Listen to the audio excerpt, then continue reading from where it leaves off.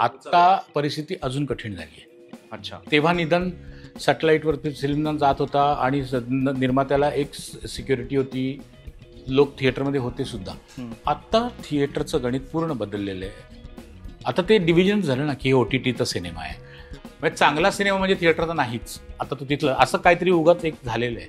किंवा मग कुठली तरी एक खूप मोठी संस्था मागे उभी असेल की जसं आता थांबायचं नाही किंवा हे चांगले सिनेमे चालले सुद्धा जारणसारखा सिनेमा, तर त्याला पुश करायला आता एक यंत्रणा मागे उभी हवी. ते आता एकट्या दुकट्याचं काम राहिलं नाहीये.